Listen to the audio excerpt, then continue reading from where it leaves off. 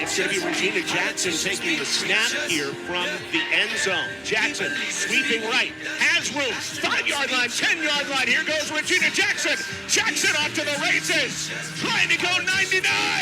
Regena Jackson will do it. Hey, what's up, y'all? I am Regena Jackson, aka RJ Savage 3. My position is quarterback, wide receiver, running back, punter.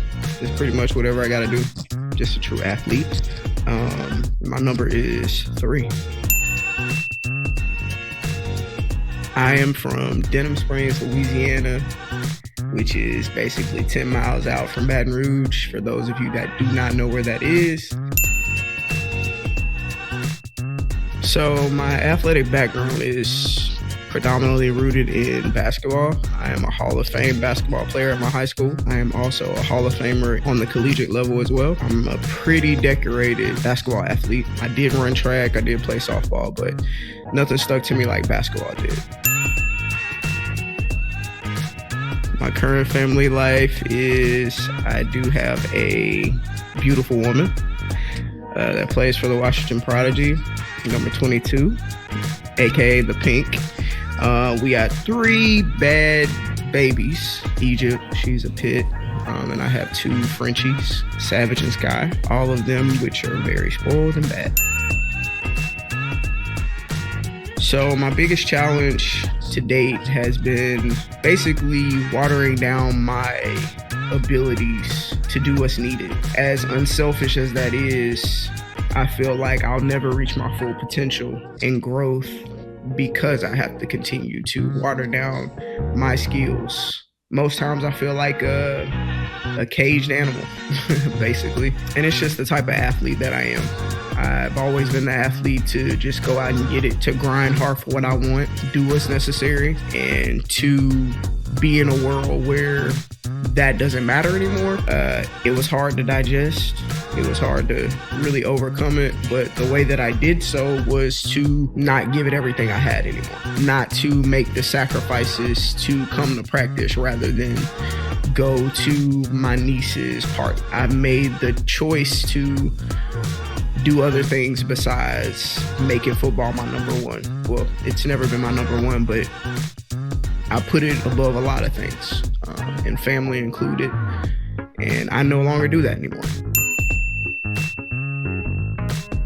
I think I realized I was gifted when I couldn't play basketball for I want to say 2 years, and I came back and worked my tail off to get back in shape. I would get up, I think at 4:30 and meet these guys in the gym at 5, and we trained. I just got back in shape, did everything that I was supposed to do, had some career games where I scored 42 points.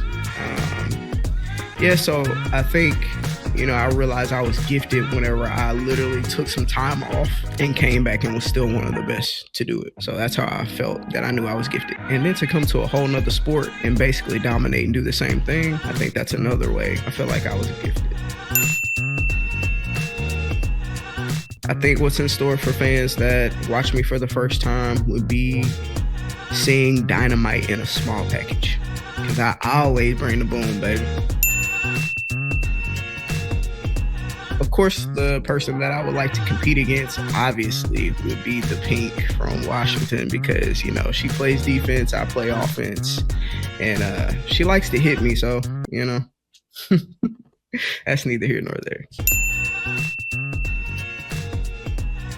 My individual goals as an athlete, to be honest with you, I don't really have any. Any sport that I play, though, I want to be able to maximize the learning process. So if I ever get to the point where I feel like there's nothing else for me or I've already hit the ceiling, then I'm probably going to get bored and I'm not going to want to do it anymore. But I think in football, there's so many mountains to climb and there's so many things to do that it's going to be hard for me to reach that peak and that top. Team goals, I think as a team, I think the only goal that we have is to basically keep building our team bonding. Team goals is really just to stay close and to keep doing what we're doing.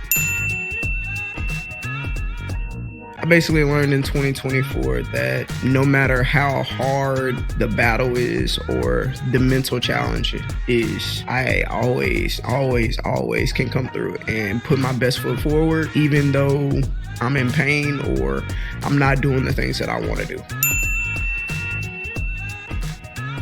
Basically, my thought process with the WNFC in football is similar to the WNBA. I think that they kind of have the same like traction, like how they got started and how men had to start paying attention in the NBA, and I think men are starting to pay attention in the NFL to maybe possibly push this thing to the next level. But I think Odessa Jenkins has really done a great job in putting women's football like kind of on the forefront of people's brain. I think we still have a lot of work to do, but I think people are starting to pay attention. I initially started playing football because I wanted to learn something new. I wanted to be challenged in something different than what I played before. But now, getting older, I play football basically for the women that I started the organization with, the Kamisha Andrews of the world, the Takira Mitchells, Fo Griffin, Patricia Fultz, and there's so many other people that I actually like to play with, and that's my reason.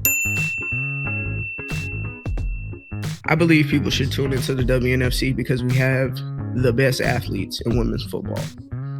There's no debating it. There's no there's no competition, to be honest. All the other leagues, no disrespect, but the WNFC does have the best athletes when it comes to women's football. Thank you for watching RJ3's behind the scenes episode for the WNFC. Threes up and goat out.